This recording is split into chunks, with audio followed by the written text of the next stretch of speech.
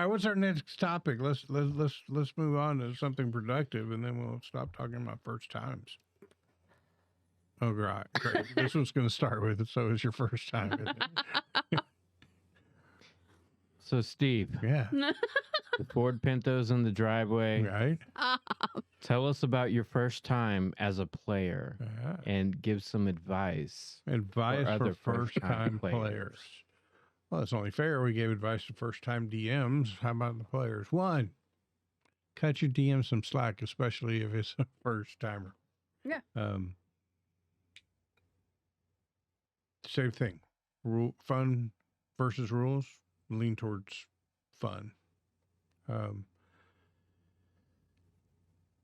Take the time to know your character. You've rolled it up. Some of it won't make a whole lot of sense to you until you start playing. But know that you've got a cantrip, or that your ranged weapon is a bow and it uses your dexterity on. You probably don't know that. You'll work through that part, but know what you have, what abilities you have, and then try to get them into the game. Yep. Right. Even if you don't know how the mechanics all work yet, the DM will help you through that. But if you've got a thing that says, you're, you took the Outlander background, so you've got this feature that says you can find food for yourself and 5 others. Find a way to work that into the game. You got some feats and some abilities you get right off the bat. Try to find ways to work them in.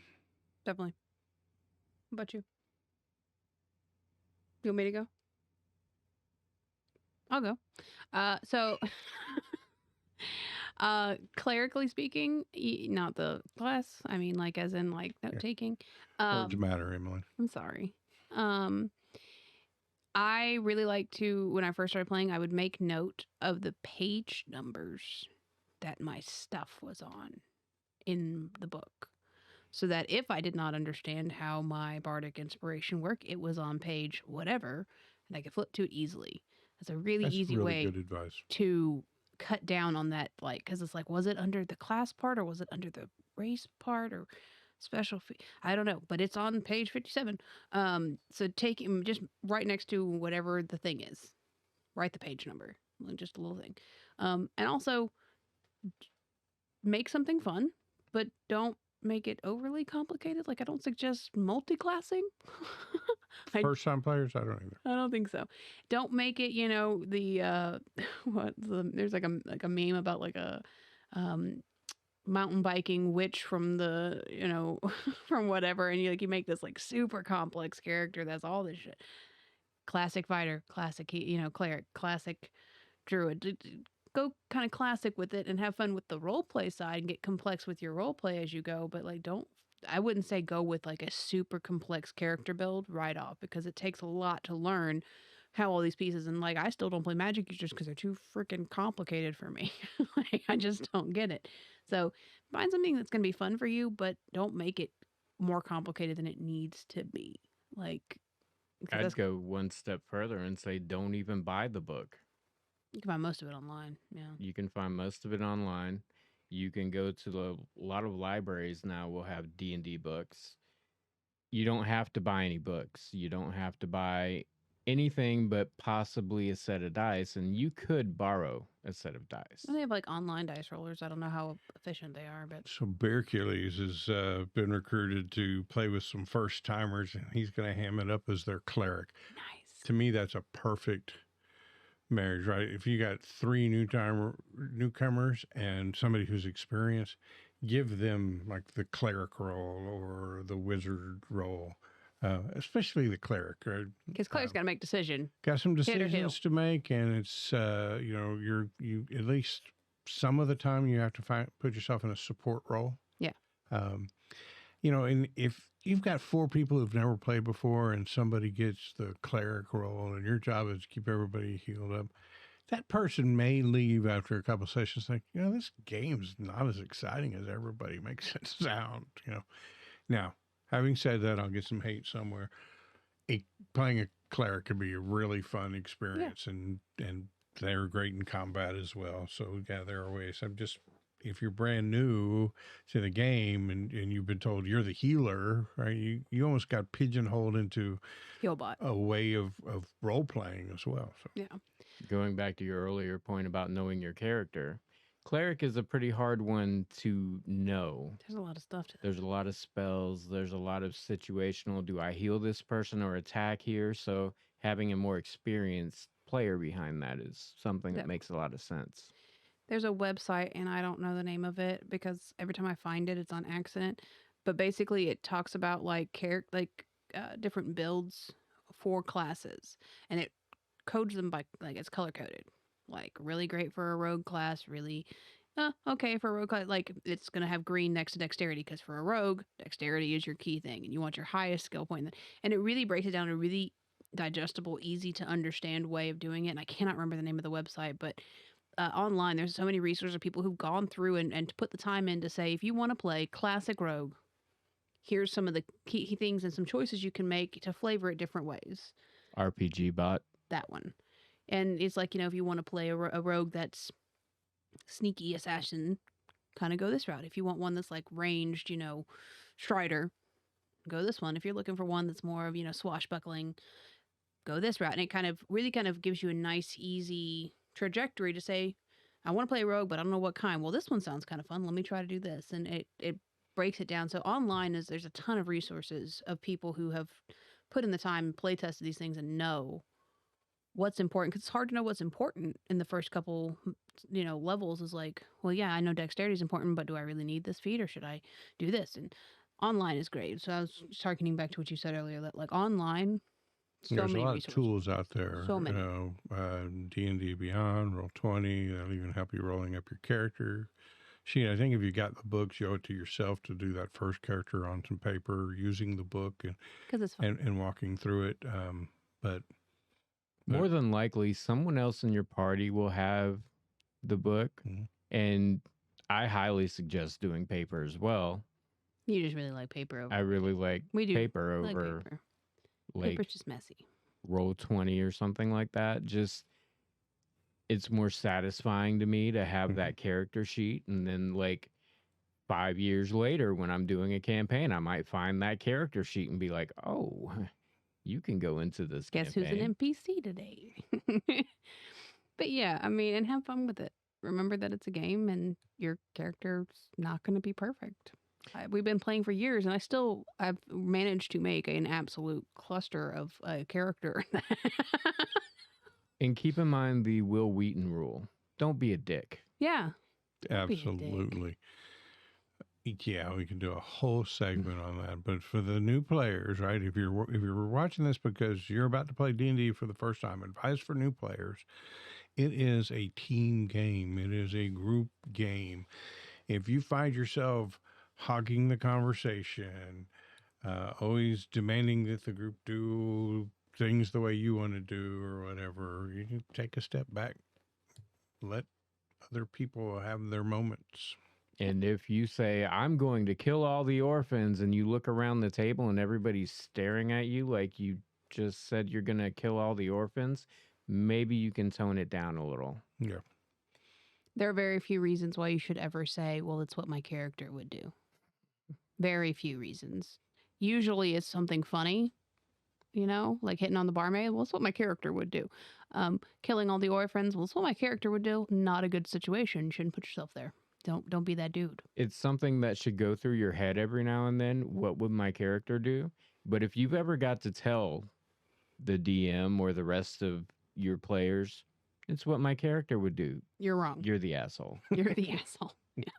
Chances are. Chances are you're the asshole. The other thing I say is work with your DM as you're making your character.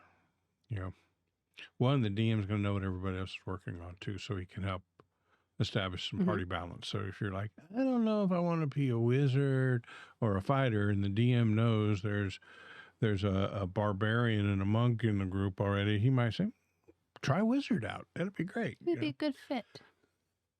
Yeah. But build the character that you want to build. Things like maximizing your potential or getting all the right build and stuff, Yeah. that will come later. Right now, hey, I want to be a barbarian and I really love the Conan series. Okay, well, let's build something that reminds you of Conan. Yeah. So, first of all, no armor, right? Right, okay. And you can start to build it. You'll get plenty of chances to make the perfect build of a character at some point. But at the beginning, get something in your mind and build that thing. What do you want to be? Playing that, you might find out, wow, this is what I thought I wanted, but this didn't work out too well on this or that. And so you'll change it up. And the next time you play a barbarian, you might do it a little differently. But Definitely. make it fun. Make it something you can get into. Because it opens the door for the role-playing pillar a lot better. Oh, yeah. Instead of just, well, let's get back into combat because all this other shit is boring. I definitely think choosing like a pop culture icon to build off of is a good choice because if you're really scared of role play, it's a really easy way to help yourself with the role play. It's not always for everybody, but I used to struggle a lot with like consistent role play, making sure my characters felt consistent in what they did, and building them off of a character that I knew made it so much easier because all I had to think is, well, what would Inigo Montoya do? Just don't be obnoxious with No. it and be like, well, Napoleon never did that in the movie, when the rest of the party or the DM wants you to do something. Now, some of you new players are going to read the book and you're going to get smart on that book because you're just that type. Yeah. And you're going to know what your stuff does before you get to that first game. Even though you've never played, you're not familiar with the mechanics, you know that this is a bonus action and not a regular action or whatnot. You're going to know some of that stuff. Don't be an asshole rules lawyer. Your DM reserves the right There's to a change difference rules. between saying, hey, I think it works this way, and having that conversation with the DM. And there's a difference between that and then arguing every minutia and petty detail with your DM. So Yeah. you got to strike a balance there.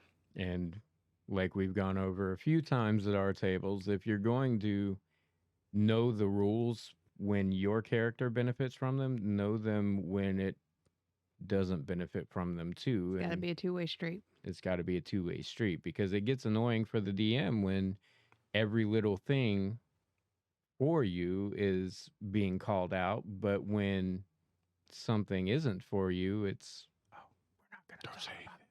Yeah, because John, you can be a little bit of a or like just a smidge of a rules lawyer, but it's never like been like in a dick way. Like you've always been very good about it. But Except the dolphin story. we're not going to talk about the dolphin story. So, but as much as you would, be working with through dad of, well, this is what the rules say I can do.